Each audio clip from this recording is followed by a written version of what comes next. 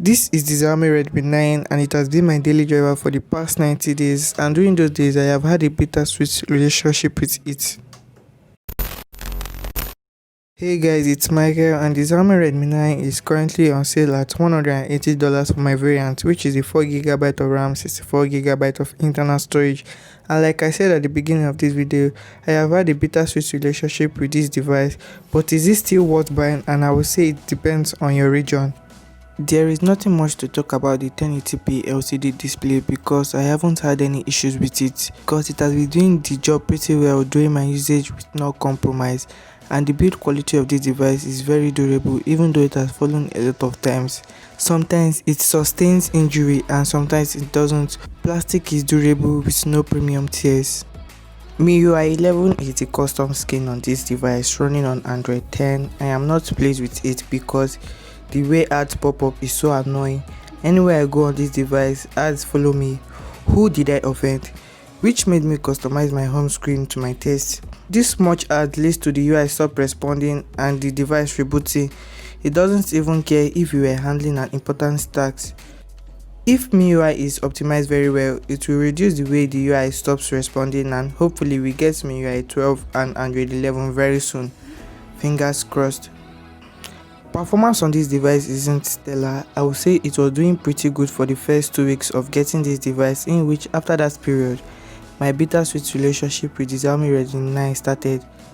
At first, I thought it was the amount of apps I installed on this device that made it less efficient to use, even though I uninstalled a lot of apps and games, which I was wrong about.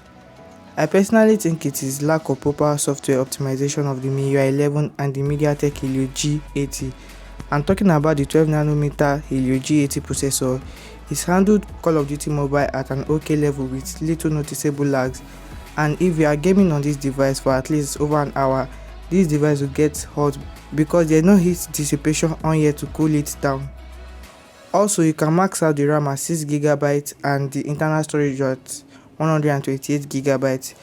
After gaming, scrolling through social media, checking and replying emails, I do get up to 7 hours of screen on time with a 5020mAh battery, leaving me at around 5 to 3% at the end of each day. And when it's time to juice up this device overnight for the next day, the 10W power brick included inside the box takes over 3 hours to fully charge this device.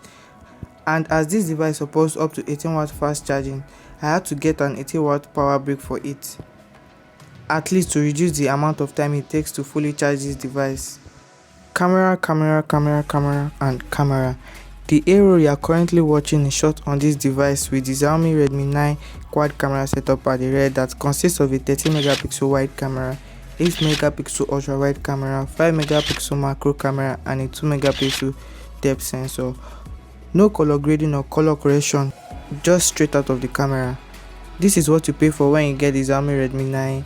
Let me know in the comment section below of what you think about the video quality of this device.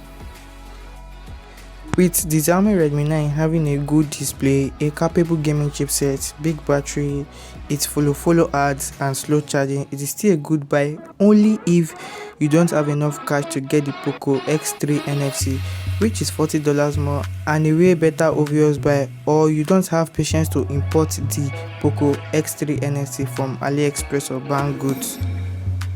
If you are interested in buying this device and you also want to support the channel, links to buy this device will be in the description box below. If this video helped you in making a better decision, or you think it will help someone make a better purchase decision, do hit on the share button below, like, comment and subscribe, and I will see you on the video showing on your screen right now.